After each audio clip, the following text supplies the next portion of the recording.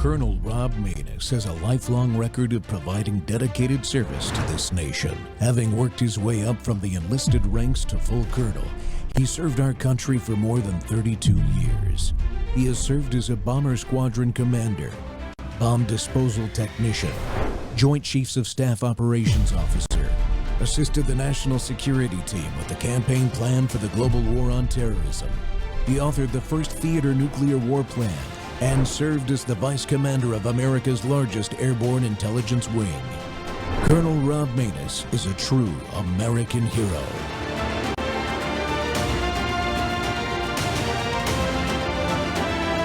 This is Rob Maness Live. Look around. Look hard what's happening today. Don't rely on your legacy media because they won't tell you. They are part of the problem. They withhold the truth. They hide the scale of what is happening across the world. Ireland, Germany, France, Poland, Britain, Spain, Austria, Australia, and now even Japan and Osaka. Thousands marched through the streets demanding an end to mass immigration.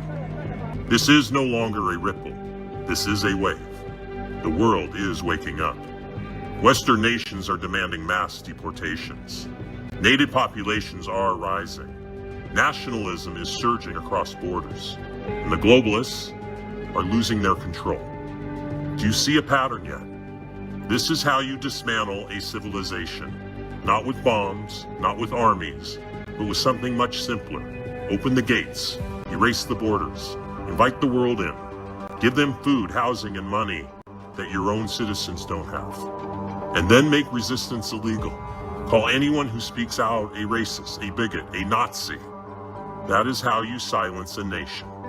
That is how you erase sovereignty. This is the globalist blueprint. Dissolve the identity of nations, outnumber their citizens, and replace their governments with a single world order. They don't need tanks when they can use demographics. They don't need soldiers when they have policies. The invasion is silent, but it is real. They call it compassion, but listen to their own words. One man in Germany admitted it. We have more children than you. In 10 years, we will outnumber you. We will take over. That is not conspiracy. That is the plan. But now the tide is turning. America saw through it when Donald Trump secured the border in 2 weeks, exposing the lie that mass migration couldn't be stopped. Across Europe, millions are in the streets. The fight for sovereignty is no longer isolated. It is global. This is war, not of bombs, but of demographics. Not of bullets, but of policies. A war to erase you in your own land. But the people are fighting back, and once awakened, they will not go back to sleep. My friends, we are all anonymous, and maybe, just maybe, the sleeping giant of sovereign nations has awakened. A new world order. A world where the rule of law, not the law of the jungle, governs the conduct of nations. We have a real chance at this new world order, an order in which a credible United Nations can use its peacekeeping role to fulfill the promise and vision of the UN's founder. Welcome back to Truth Thursday. The Rob Maness Show is live on Worldview Tube and our X Spaces simulcast. Well, stopping the globalist attack on our society is critical to save our society. Many Americans and freedom-loving people around the world, as you just saw, are becoming increasingly aware of the globalist agenda designed to bring all governments under centralized rule. But such radical change doesn't happen overnight. It is slow, strategic, and methodical, gradually eroding our defenses as a civilization and ultimately aimed at turning the world as we know it upside down. Unbelievable. Allan Paul Roberts is my guest today. He is spreading the message about what is happening and how we can do something about it and stop it. Roberts' career has spanned over 3 decades across technology, manufacturing, international marketing, and entrepreneurship. He's an author dedicated to exposing the globalist agenda to collapse the society and usher in a new world order. In his explosive book, The Globalist Plan to Collapse Everything to Usher in a New World Order, in their own words, Mr. Roberts reveals the strategy with compelling detail, directly citing key players. He actually uses an innovative writing approach featuring QR codes. He creates an interactive multimedia experience that deepens readers' understanding of complex topics. Known for his clarity and precision, Mr. Roberts engages political thought leaders and newcomers alike in empowering audiences with this knowledge to confront today's challenges. Allan, welcome to the Rob Maness Show. So glad to be here, Colonel. Thanks for having me on. And I might add, if you watch closely that video, the cold open video, the cover for his book, which we showed in my monologue, shows up at the end of the video.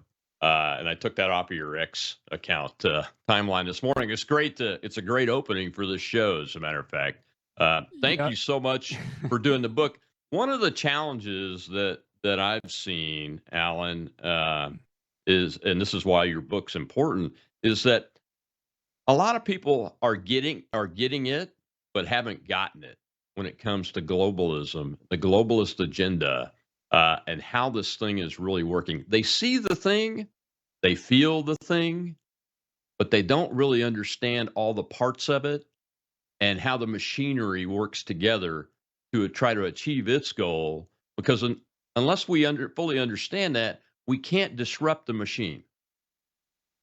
Absolutely. It's all about awareness. And, when it comes to globalism, I think a lot of people's eyes tend to glass over because there are so many moving parts. And so when you say globalism and the globalists, it sounds very murky and, difficult to understand what that really means. And for me, this book, I believe, is possibly the first one that makes it easy for the average person who is just new to all this to get their brain around it. And that's why I wrote it. And I actually had the experience of testing it on a friend of mine, an older lady who knew nothing about any of this. I gave her the book. I mean, she knows me, so she kind of had some trust level there. So I had that advantage, I guess you could say, but she was blown away by it. And she was like, oh my God, I never knew how the world worked. Now it all makes sense. And now that I know, I got to make a lot of changes in my life. I mean, that was her reaction. Well, yeah. Well, you make a comment in the book that once you saw it, you couldn't unsee it. Exactly. Yeah.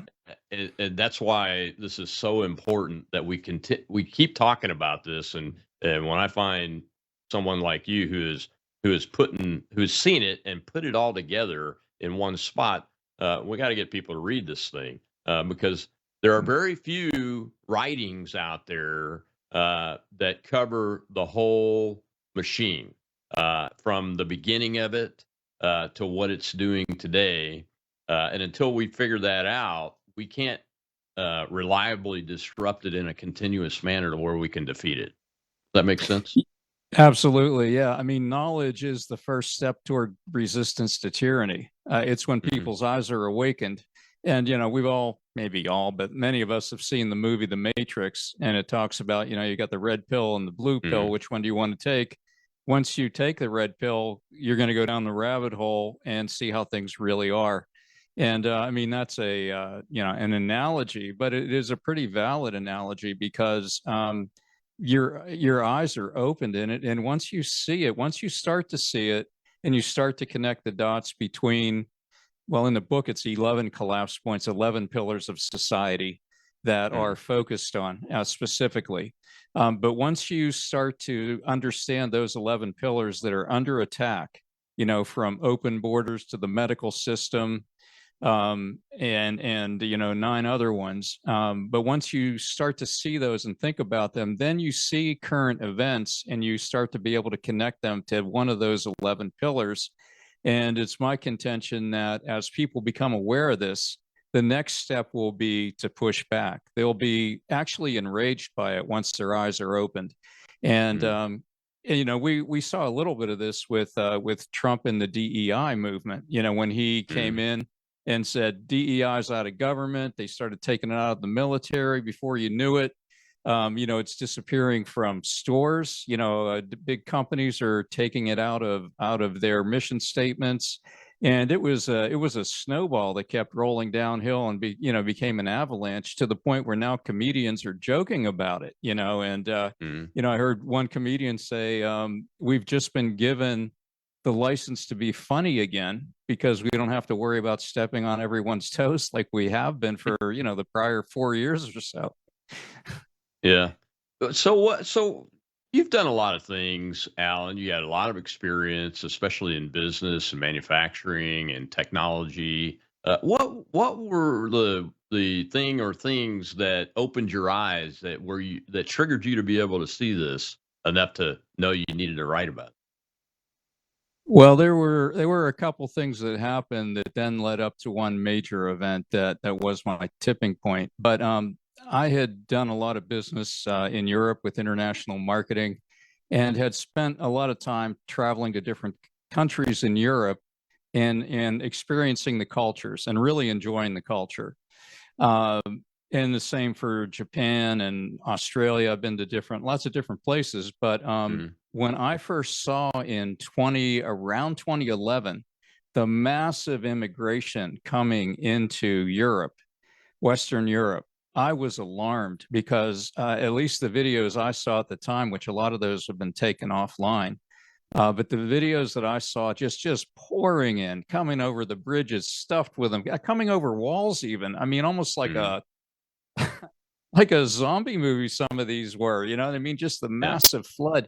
It was shocking to me. And I thought they are going to lose their culture. Their culture is going to be so diluted. They won't know what it means to be a German or, an Englishman or, from Belgium or whatever it is. They're flooding in. It's Italy. It's all going to be so watered down and unrecognizable that we won't even know what European culture is anymore. And sure enough, that's exactly what's happened, because those spigots have been opened from 2011 through today. There's still mass migration. Now, we've had the benefit of Trump's first term where he shut it off. Now, we were being pressured to take all kinds of migrants from Europe, and he said no. And he had specific countries where he wouldn't take any regardless of what the reason was.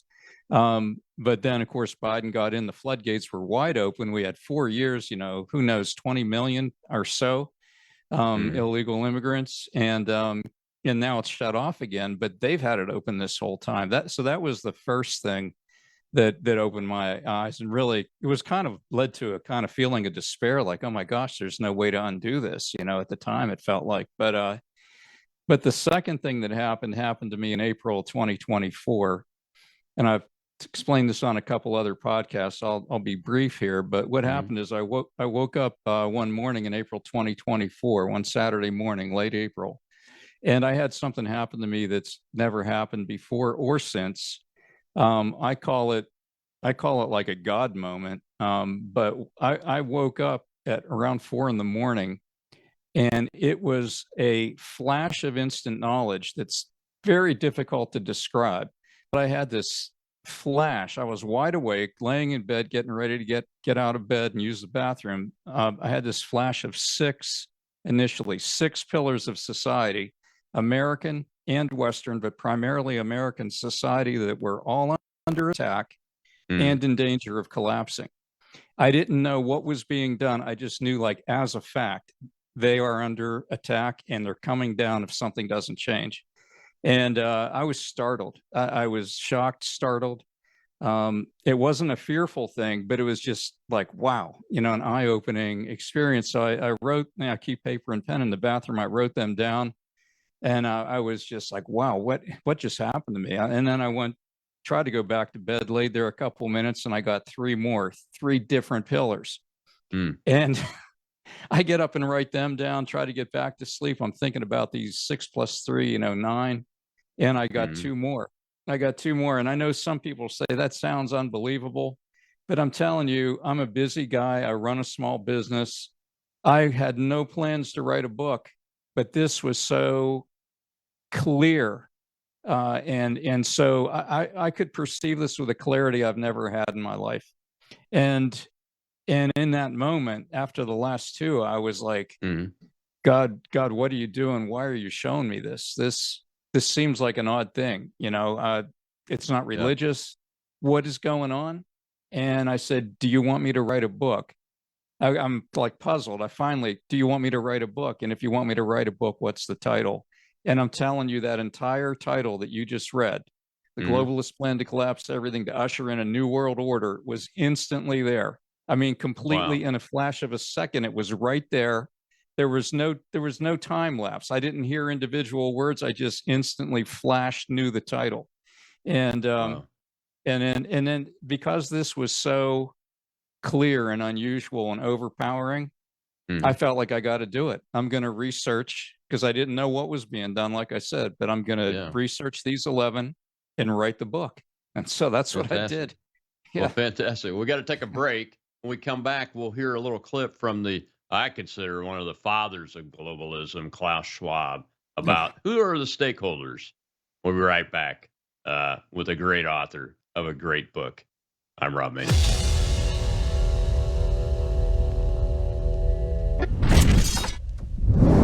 Hello, I'm Brandon House. I want to thank you for all your support at wvwfoundation.com that helps make possible pushing out 24/7 content for free. Without your support, we'd have to put it all behind a paywall. But thanks to you and your support through our foundation, we're able to push it out for free as a broadcast service and broadcast ministry of WVW Foundation. Please consider going there and setting up an automatic monthly contribution, or go there and make an occasional contribution.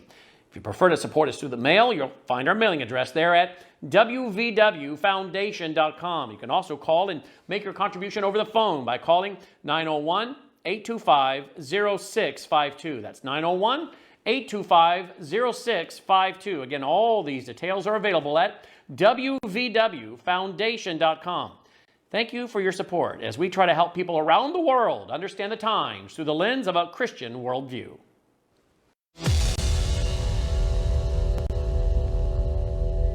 What type of stakeholders do we have?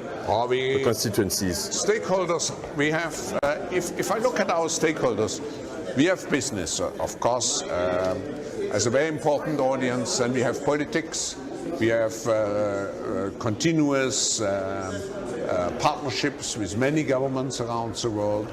And of course we have NGOs, we have trade unions, we have all those different parts. Media, of course. Media, of course, and very important experts and scientists and academia. Because if we are looking at the future, I think we should look at new solutions, and the new solutions will be very much driven by technological developments. And we even have, you even have religious leaders, right? We have religious leaders, we have social entrepreneurs, very important social entrepreneurs.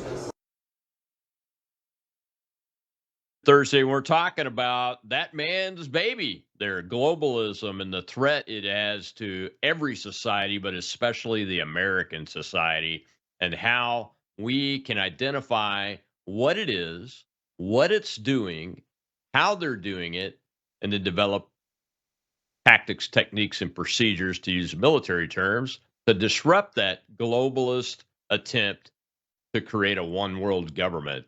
My guest today is the author of a book that gives us those tools and identifies those things for us, Allan Paul Roberts.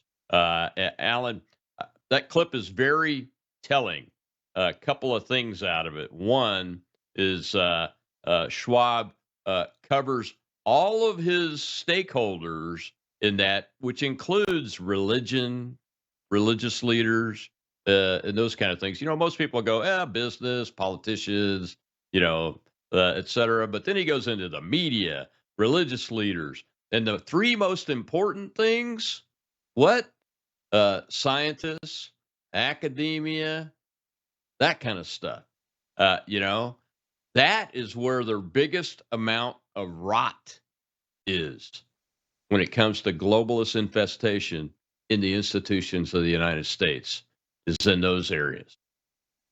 Yeah, I would agree. It's rot, and unfortunately, it's also power. They've corrupted these institutions that you're mentioning here, but in the process of corrupting them, they've also for the most part, taken control of them, or taken enough control that that it is really a dangerous situation.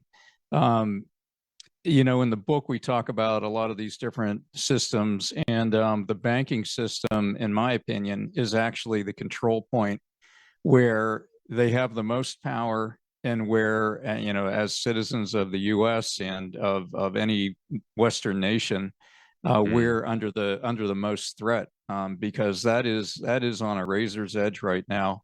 What the Fed did when they, which is just one central bank of many, right? It's the U.S. central bank, but what the Fed did when they raised those interest rates from near zero to around 5%, they put almost every bank in the country in danger of being underwater with their assets, their treasury bills, which had been, you know, valued around between, you know, say a tenth of a percent to maybe 1%. Maybe some older ones were 2 or 2.5%. But when you raise the rates to 5, everything is now a ratio of that value. So if it was 2.5 and now it's 5, your treasuries are worth half what they were. If it's 1 and now it's 5, you took an 80% drop in value. So if there's a run on the bank, then they will have to cash them in at a loss and be in danger of going under, at which point they'll be forced to do a bail-in, which they can legally do, to take your money and give you bank stock in return. So, you know, if that happens on a big enough scale, then, you know, we're off to the races with, you know, a digital currency, you know, of some type. So, which is why I believe the Trump administration is trying to get control of that digital currency on their own terms before they're forced to take a central bank digital currency on terms they don't want. The idea of the centralized bank digital currency, for those of us that have been watching this and working to develop methodologies to prevent it, is one of the, when coupled with things like real ID, is probably the central threat to the individual's freedom, right? Oh, absolutely. That is the biggest threat. And, you know, the ability that they're going to have, and the book has, on that point, the book has 175 QR codes that you can scan with your cell phone to jump from the book to a supporting video or a supporting document. And there is a video on this topic that takes you to the not the World Bank. Gosh, I can't think what the name of it is. But the leader of this bank is basically discussing in detail, like right out loud, the control that they'll have. He talks about they'll have the control to be able to turn your money off, to turn it on, to decide what you're allowed to spend it on and not spend it on. I mean, it's absolute control. There's no government in the you know, intervening in here. So we're at their mercy. Under their plan, we will be at their mercy if we let them, you know, take it to that level. And we've had windows into that threat in reality in the pandemic, right? I mean, what happened in Canada with the trucker protesters up there that completely shut down their money completely, right? The way I understood it. Yeah, they did. They froze their bank accounts. They were able to do it so quickly, and that's even without this system. So you can see, you can imagine if they had a system where all your money is digital, where there's no cash, where things just work on a whole different system. You know, we saw the level of tyranny that certain governors were implementing, you know, in New Jersey and other places. You know, we saw the businesses that were forced to shut down. We saw what happened when they tried to buck that system. So you can imagine if they had the absolute authority to be able to turn your money off and on, you know, digitally from a computer terminal, right? You could just imagine how that could be abused. Well, yeah, and if you have no cash, no legal tender other than digital, I mean, you're really, as my dad would say, you're up a creek without a paddle. Oh, absolutely. So that is my biggest concern. but they have control over so many systems. You're talking, you're going back to what Klaus Schwab was saying there and naming all these stakeholders. Yeah. If you combine, the banking system with the United Nations and the World Health Organization, which, thank God we were pulled out of that by Trump. But if you think about the World Health Organization, for example, we were signed up under Biden, along with over 160 other countries, to submit to the World Health Organization as the final authority in terms of declaring a pandemic and declaring what the protocol would be under that pandemic, like lockdowns, like businesses being forced to shut down, social distancing, all the things we saw, during the first lockdown in 2020. They would have worldwide unilateral authority to decide that for all these countries who were signed up with them. So, those two things alone, the banking system, the medical system, and what they consider like an emergency, can cover all kinds of things that maybe have not that much to do with health, but they pull it into health in order to gain control over it. So it's really a frightening thing. I mean, just one piece of the health part, they were trying to implement a digital vaccine passport. I actually served on a task force to stop it. Thank God. As one of the one of my organizations, the Committee on Present Danger China, stood up this Stop Vaccines task force during the pandemic, and it was very difficult to get people to go from, look, we have to get shots to go overseas. Everybody's had a written shot record. You show it to get your visa in some places, et cetera. And making the step to a digital vaccine passport where you're controlled every time you want to travel. They could even control you going from state to state, or even outside of your neighborhood or out of your house, even, is what was being discussed by these globalist organizations. Well, we can fence off someone's house and prevent them from leaving the house. Exactly. And if you look at some of these countries, the UK, Australia, they were extremely heavy-handed. In Australia, they were actually, they had people in camps. I mean, you've probably seen some of the videos where, they actually arrested them and put them in camps. So the level of tyranny in some of these, I call them British Crown countries, is very extreme. And, we have Canada just to the north that's also far more tyrannical, let's say, than many countries. Yeah. But you take Australia, Canada, the UK, they're all very heavy-handed on that. And in other ways, too, in terms of people being arrested for social media tweets, people being arrested for praying outside of an abortion clinic 100 yards away. I've seen videos in the UK where a cop comes up to a guy 100 yards from an abortion clinic and asks them, "What are you praying about?" And he wants to know what's in your brain. And they will arrest you if you say, "I'm praying for these people at the abortion clinic. I'm praying for these babies. I'm praying for these mothers." They'll arrest you. I mean, it's unbelievable. Where did freedom go? It's crazy. I mean, silent prayer. It's unbelievable. Yes. It is unbelievable. And the banking and finance, the borders, that's just two of the 11 pillars that you write about. Let's tell folks, if you can, Sure. exactly what the other 9 are and how they work together.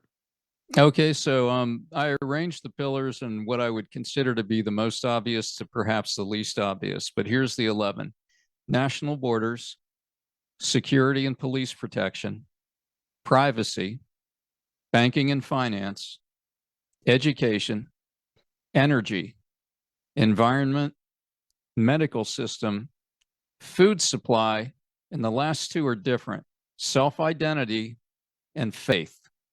These are the last 2 pretty much form your identity and your moral character. But these 11 together are vital to sustaining a free, complex society. You can have a tyrannical society without self-identity, without faith, but you can't have a free society without those 2. Exactly right. Well, we got to take another break. When we come back, we'll dive even further into that and find out what Allan discovered about how these 11 work and where are the openings to disrupt them and see if he can give us some insight into that without giving the whole book away. We want you to go buy the book because it's a good book. You got to go check it out. I'll be right back on Truth Thursday here.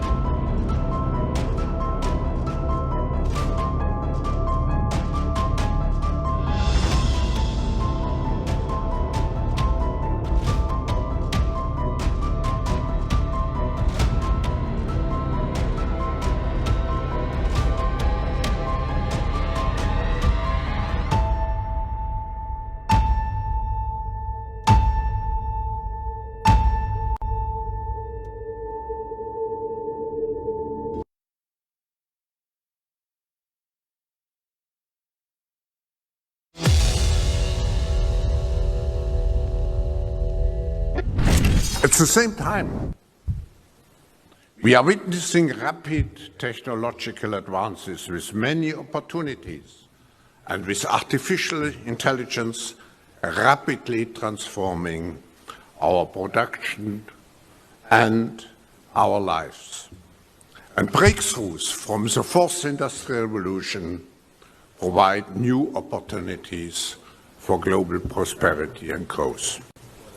All those factors will have a profound impact on the future of humanity, provided we are able to work together. To drive future economic growth, we must embrace innovation and foster collaboration across sectors, regions, nations, and cultures to create a more peaceful, inclusive, sustainable, and resilient future. At this critical juncture, the active participation of all stakeholders is essential to ensure a sustainable development path.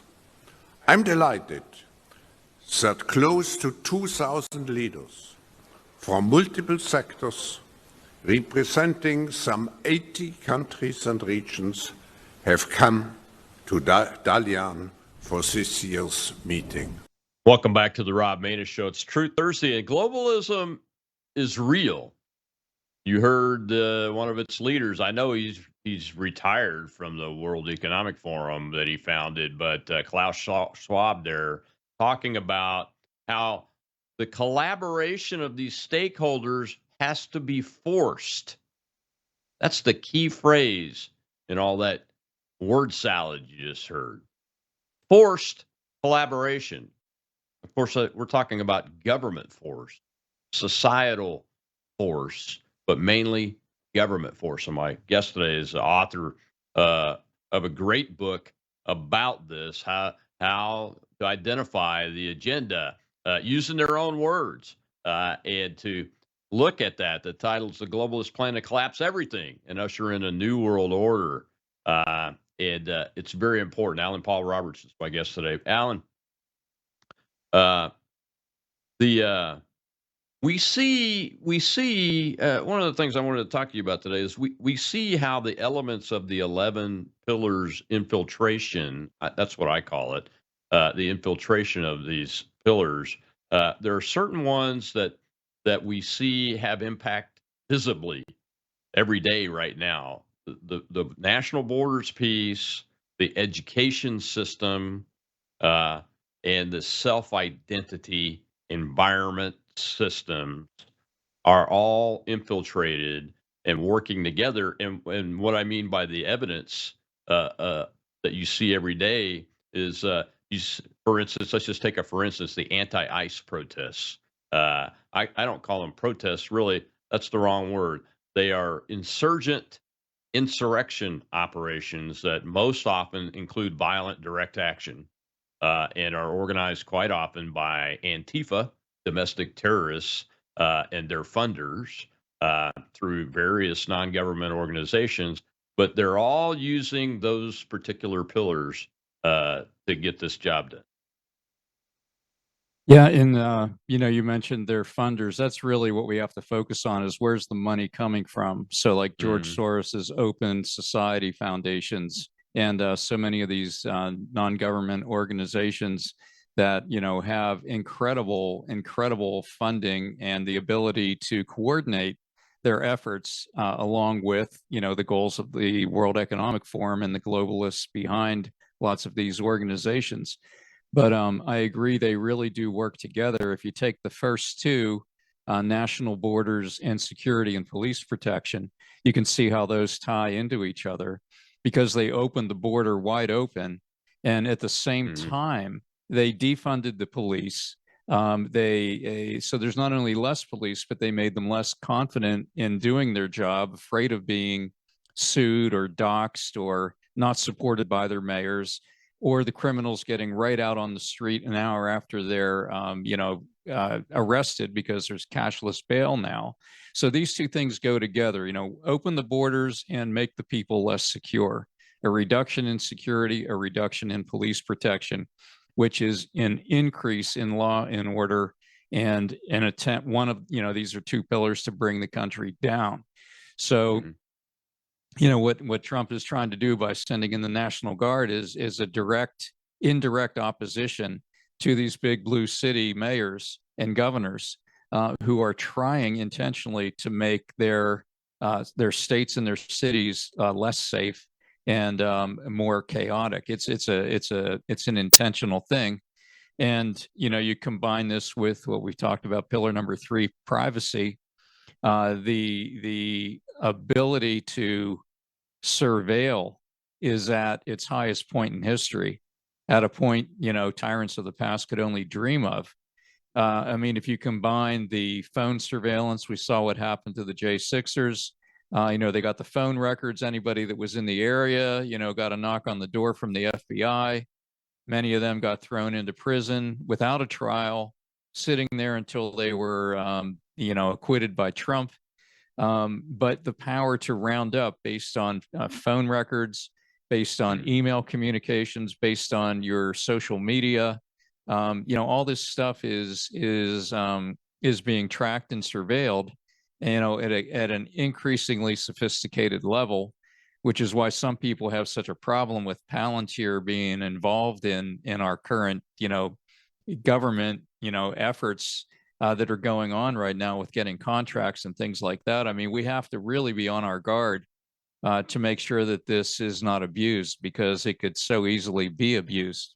We saw that in the last administration where they were trying to, Joe Biden with his famous speech with the red lights in the background and the Marine Guards talking about, the MAGA folks being the biggest threat to the nation. You know what I mean? So you can imagine when you combine the power of surveillance with that intent, the amount of power the government has.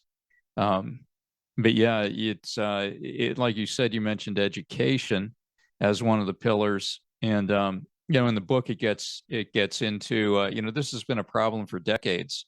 There's an interview in there from the 80s, I believe it is, where Sowell is his name, is an influential black man, well-educated, but he grew up in Harlem, and he claimed at the time his education in Harlem is better than the high-priced private school education his daughter can get today. That's how far our school systems, have fallen. So it's been a long gradual slide that is accelerating or has accelerated, and we saw evidence of that, during the COVID crisis. People saw what their kids were learning or not learning, I guess you could say. They saw it, right in front of them on their computer screens. Exactly right. Do do you address one of the concerns I have, and I was just wondering if you address it in your discussion of the pillars, is that the civil service of the federal, state, and local government, since the Obama administration began, there's been a concerted effort to hire devotees of globalism. Quite honestly, I mean that's the bottom line there. And the way the system is built for the career civil servants, very difficult to fire them. The president has some latitude, and you mentioned the things that he's trying to do. It was some of the stuff. I mean, just explain to folks just how difficult it is because of the way we're structured and the actions that have been taken, like I was just talking about with the civil service. Yeah, well, I mean, it was alarming to me how when Obama got in, you would know this figure better than me, but didn't he fire dozens of generals and replace them with woke generals? Just as one example. It was over 200. Now he used a combination of mostly retirements. Okay, When you're a general, you basically get told, "Hey, it's time for you to retire," and you go. sure. But yeah, he did replace a lot, and the crop that we have today, we're very fortunate. President Trump was able to find Dan Kane, the new chairman of the Joint Chiefs, but he only found him through his actions when he was working for him as commander in chief, when he eliminated the ISIS caliphate in a very short period of time.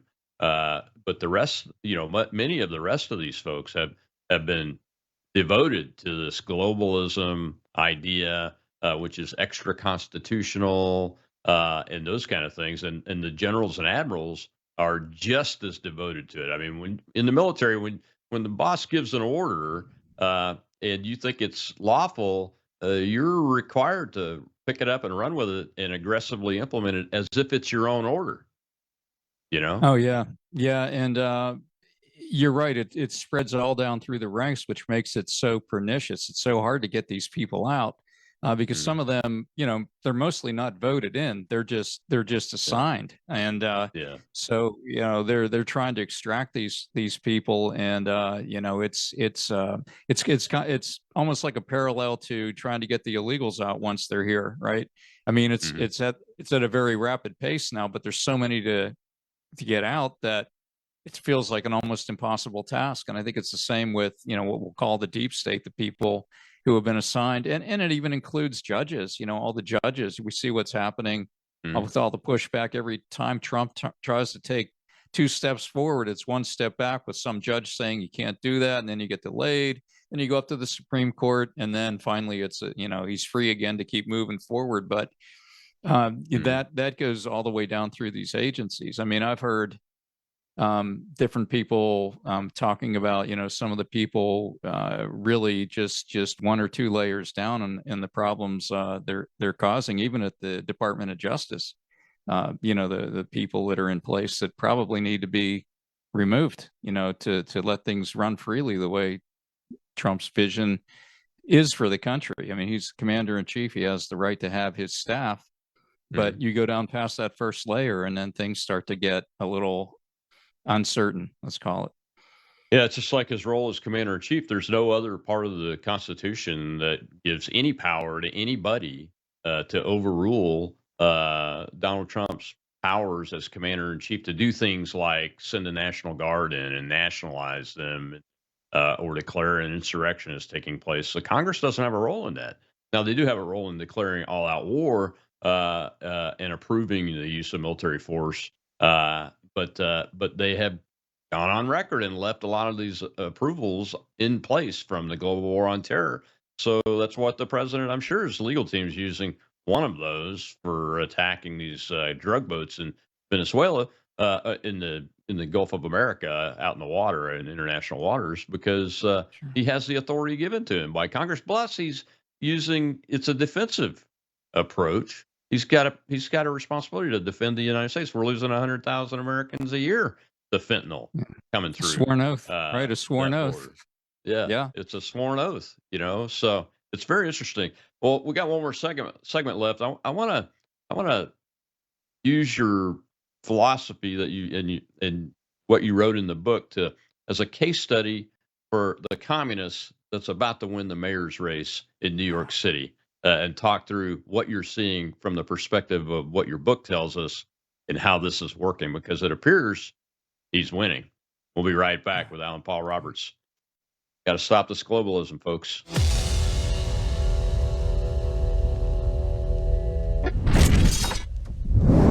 News is moving faster than ever, and so are we. Worldview Tube brings you 24/7 live stream coverage and now real-time alerts when it matters most. Once you have the Worldview Tube app installed, exit the app and navigate your way to Settings. In Settings, locate the tab labeled Notifications. Select the Notifications tab. Scroll down until you locate the Worldview Tube app icon. Select the tab, and here you can turn on and customize your notification experience for the Worldview Tube app. News doesn't wait, and neither should you. Turn on push notifications to stay informed. Every headline as it happens.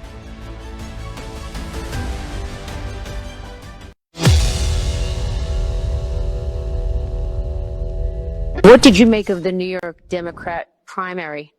I'm Donnie. He's a communist. I think it's very bad for New York.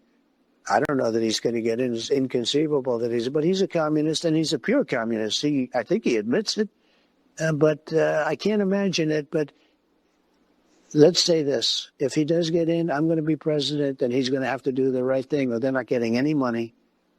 He's got to do the right thing. It's shocking that I would have assumed that I used to say we will never have a socialist in this country. No, but we'll have a communist. I mean, he's a communist and going to be mayor of New York.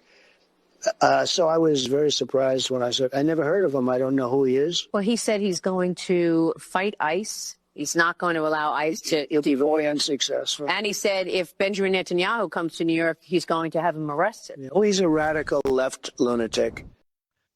Welcome back to the Rob Maness Show. It's Truth Thursday, and Mondami is a case study. Today's guest, the author of this great book about globalism, that gives you a set of lenses and a framework to view the globalist agenda through, identify the different pillars that the agenda is using using that framework, and then identify how can we disrupt it. And my guest is the author of that great book, Allan Paul Roberts. Allan, the Mondami is a case study in this. I mean, he is a immigrant. He's a naturalized citizen. I think he's only been a citizen for 7 years. He's really not had anything but a government job. He's an Islamist and Marxist. So the Red-Green Alliance, what we talk about there, that has been that is co-opting globalism, in my opinion, or working with it. Maybe it's a red-green globalist alliance. What's the color for globalism? Blue. So red-green-blue alliance is there.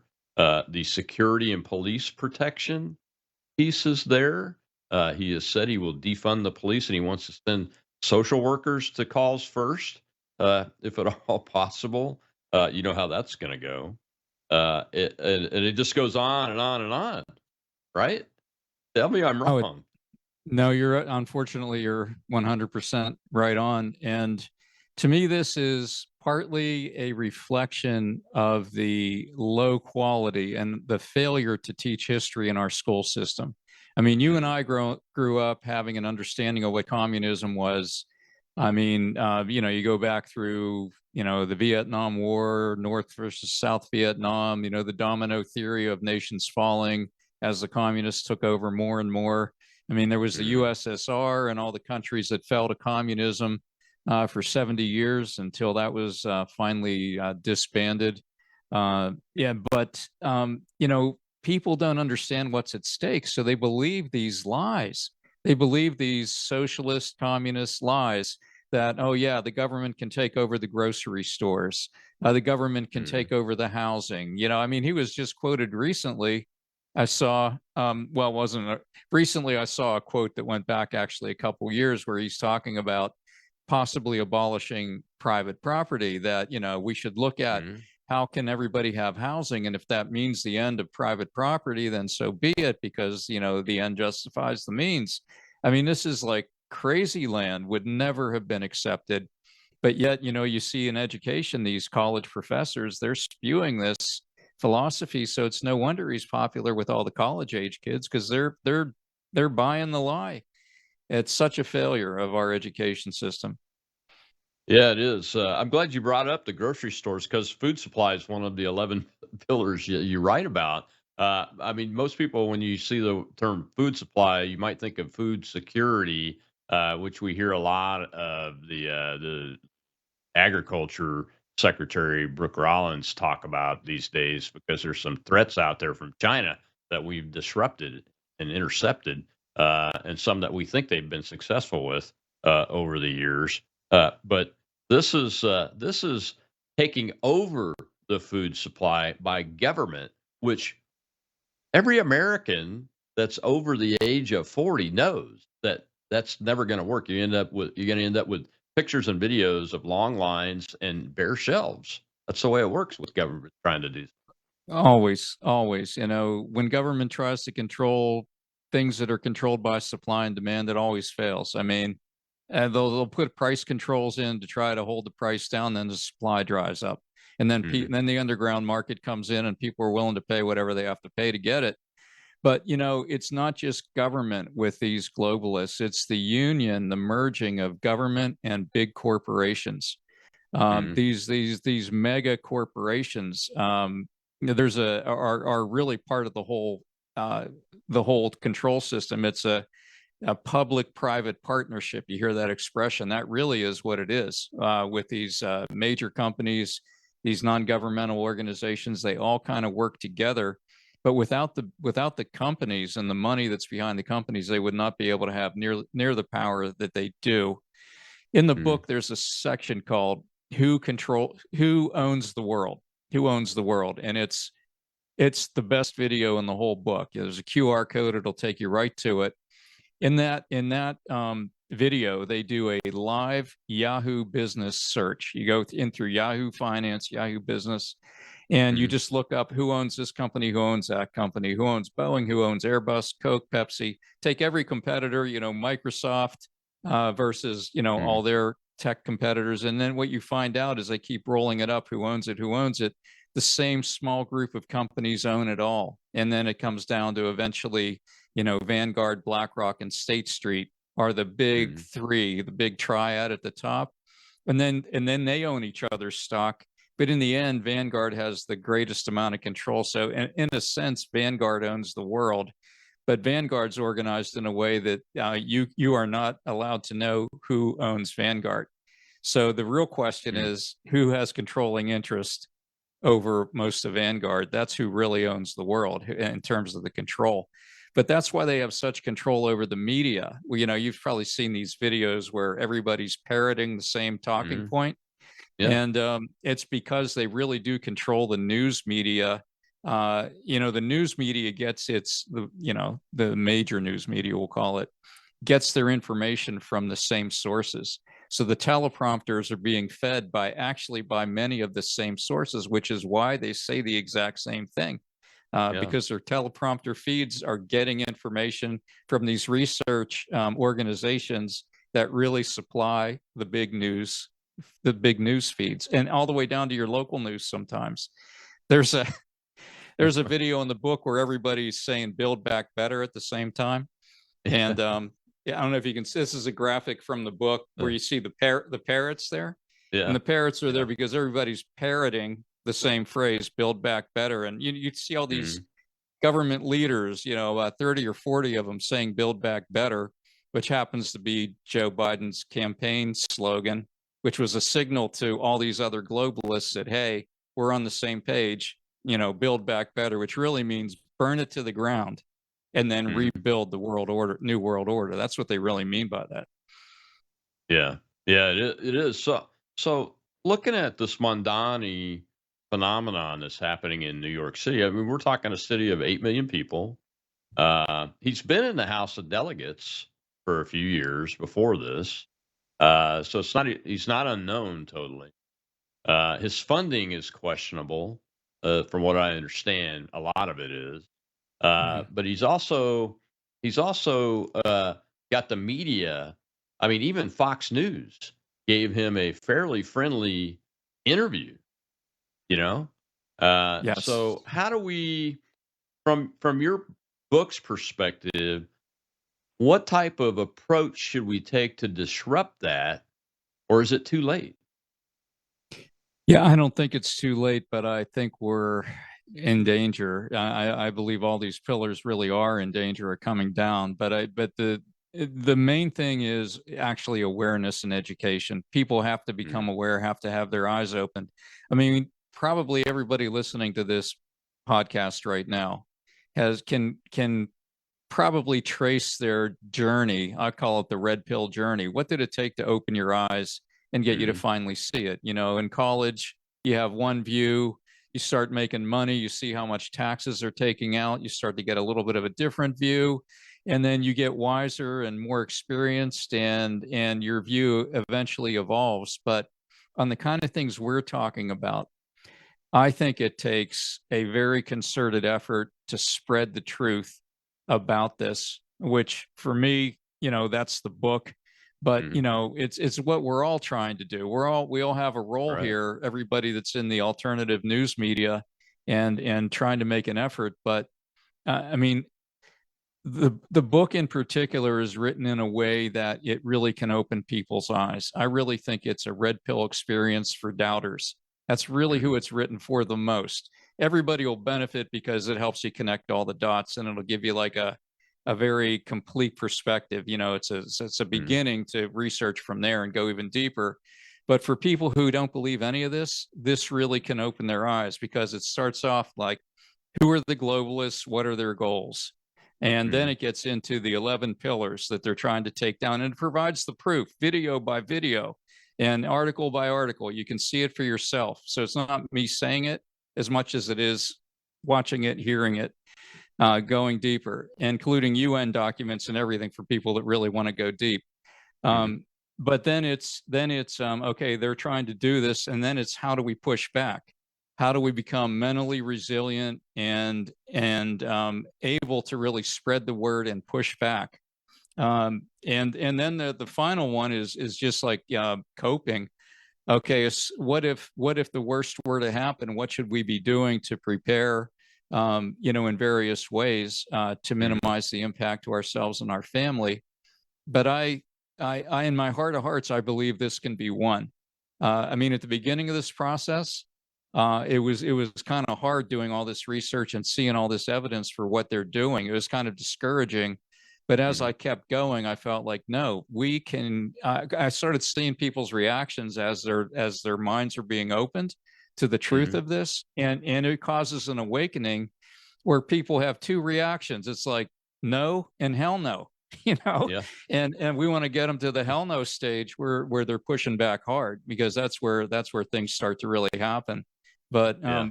however we do it, we have to wake people up. That's the way it changes. Just like it did with the DEI that I think I mentioned earlier. Mhm. It became a Yeah. movement, and now everybody's like, we're done with this, you know. Yeah. A good place to start with to get people to do to the hell no is New York City right now. Got Yes. an election in 2 weeks, or less than 2 weeks now. Brandon Strock of the Walkaway Movement, by the way, is up there working. You should go check him out, folks, if you haven't seen it. Another good place to start is all these blue cities that are have Oh, people out there attacking ICE agents and attacking independent media journalists and those kind of places. Everybody needs to get to the hell no really fast in those areas for sure. But yeah, I like that. Let's get to the hell no. This is a great companion book to the book that I talk about a lot, and that's General Flynn and Boone Cutler's "The Citizen's Guide to Fifth Generation Warfare," which is really all about the independent messaging, not yeah. just independent media, but of citizens too, and being able to defend yourselves from the corporate and government messaging trying to be inserted in your brain. Well, Alan, thank you so much for uh, previewing the book for us here on the Rob Maness Show. Got about 20 seconds left. Tell folks where they can find you and find the book. Sure. Yeah. The best way is just to go to globalcollapsebook.com. And once you're there, you can order a signed copy if you like. They also come in sets of 3, 6, 9, and 3, 6, and 18. The more, the lower the price, of course, but it's a way to spread the word. At the bottom of the page, you can see my social media links. There's also links to buy it on Amazon if you just want to do it that way as well. And I should just say, in total transparency, there is also an edits tab where I've made clarifications and corrections to a couple things in the book it's important to know that too. So just head on over to globalcollapsebook.com. Well, sir, thank you so much for your time. We appreciate it. Hopefully we'll get you back someday. It sounds great. Thanks, Colonel. Appreciate it. Thank you. All right, Monday, more War Monday. This is the war we're talking about with retired Air Force Lieutenant General Rod Bishop, who is the chairman emeritus of stars.us, the Air Force Academy group that helped Pete Hicks stop DEI and woke, but the job's not done yet. And General Bishop's got some updated information he's got to tell us. So I'll see you then on Worldview Tube.